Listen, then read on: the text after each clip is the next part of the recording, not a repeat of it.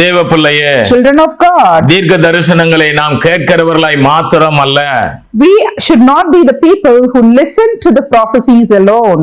அதற்காக ஜெபிப்பதற்கு தான் தேவன் ஒரு காரியத்தை முன்பாகவே தீர்க்க தரிசனமாக, வெளிப்பாடுகள் மூலமாக, தேவ சத்தத்தின் மூலமாக, வசனங்கள் மூலமாக, சொப்பனங்களின் மூலமாக ஆண்டவர் வெளிப்படுத்துவதுடைய நோக்கம் அதற்காக ஜெபிப்பதற்காக.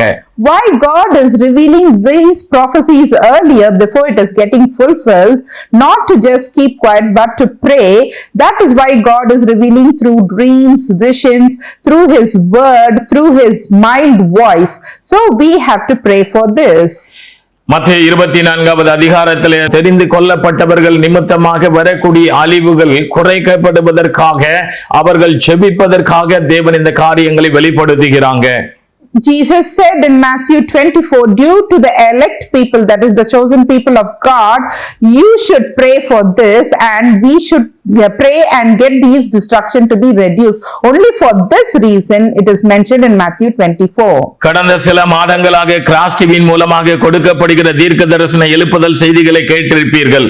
You must have listened to all the revival prophecies, messages which has been telecasted through this Cross TV channel. தேசமெங்கு பேரழிவு, ஒரு தேசத்தில் மட்டுமல்ல உலகமெங்கு அதிர்ச்சியும் அபாயமும் பேரழிவும் இப்படிப்பட்ட செய்திகளை கேள்விப்படுகிறோம்.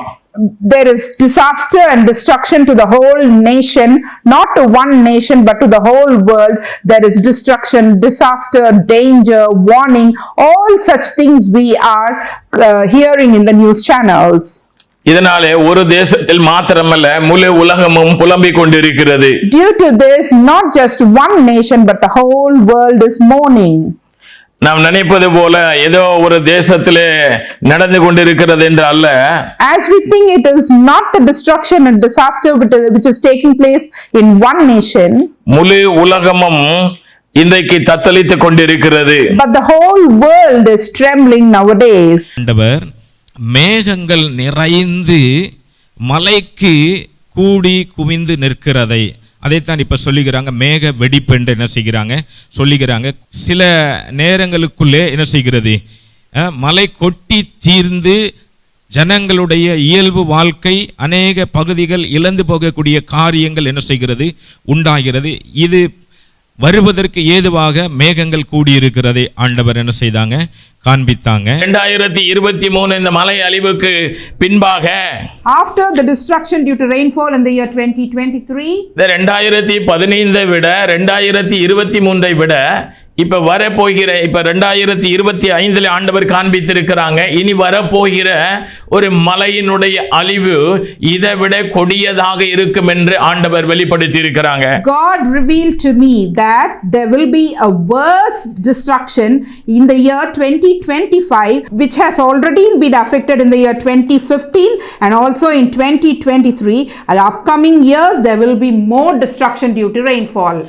எரேமியா 5வது அதிகாரம் 30வது வசனம் இப்படியாய் சொல்லுகிறது, திகைத்து திடுக்கிடத்தக்க காரியம் தேசத்தின் மேல் நடந்து வருகிறது.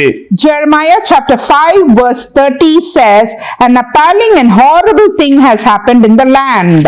தேவ பிள்ளையே, children of God, இன்றைக்கு நம்முடைய தேசத்திலே திகைத்து திடுக்கிடத்தக்க காரியம் இன்றைக்கு வட மாநிலங்களிலும் சரி தென் மாநிலங்களிலும் சரி மேக வெடிப்பு, காட்டாட்டு வெள்ள, மலை, அதாவது நிலச்சரிவு நிமித்தமாக அநேகர் மரித்துக் கொண்டிருக்கிறார்கள். உடைமைகளை இழந்து போகிறார்கள். கண்ணீரோடு, அதாவது உபத்திரங்களோடு, வியாகுலங்களோடு இன்றைக்கு ஜனங்கள் பயந்து நடுங்கி காணப்படுகிறார்கள். Children of God, in our nation India nowadays we hear about these appalling and horrible, astonishing things happening not only in North India but also in South India.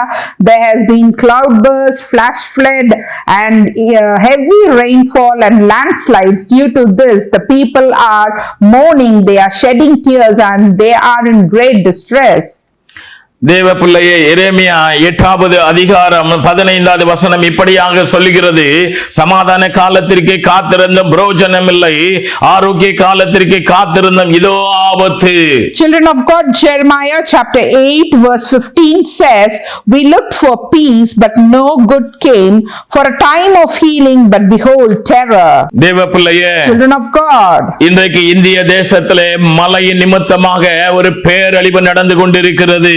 today in India, due to this heavy rainfall, there is a great disaster. Himachal பிரதேசத்துல, ஆந்திர பிரதேசத்துல, தெலுங்கானால, Jammu and காஷ்மீர்ல, மும்பைல, டெல்லியில, உத்தரகாண்ட்ல, கேரளா போன்ற இடங்களிலே வரலாறு காணாத மழையினாலே பாதிப்பு உண்டாயிருக்கிறது.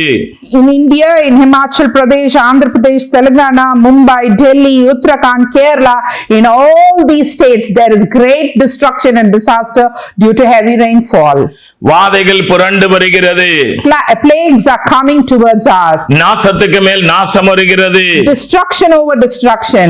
வாதையின் கீழ் மிதிக்கப்பட போகிறோம். People are trampled under these plagues. நாள்தோறும் நாம் இன்றைக்கு டிவியில கேட்டுக் கொண்டிருக்கிற அந்த செய்தியானது நம்மை இரவும் பகலும் வாதித்துக் கொண்டு இந்த செய்தி துக்கத்தை கொடுத்து கொண்டிருக்கிறது. Every day we are listening to such destructive news about our nation. All these things are making our heart melt. ஏசாயா தீர்க்கதரிசியின் புத்தகம் 28வது அதிகாரத்திலே 22வது வசனத்திலே கடைசி பகுதி இப்படியாய் சொல்லுகிறது: தேசம் அனைத்தின் மேலும் நிர்ணயிக்கப்பட்ட சங்காரத்தின் செய்திகள் சேனைகளின் கர்த்தராகிய ஆண்டவராலே கேள்விப்பட்டிருக்கிறேன். Children of God, in Isaiah chapter 28 verse 22, the latter part says, "For I have heard a decree of destruction from the Lord of God of hosts against the whole land."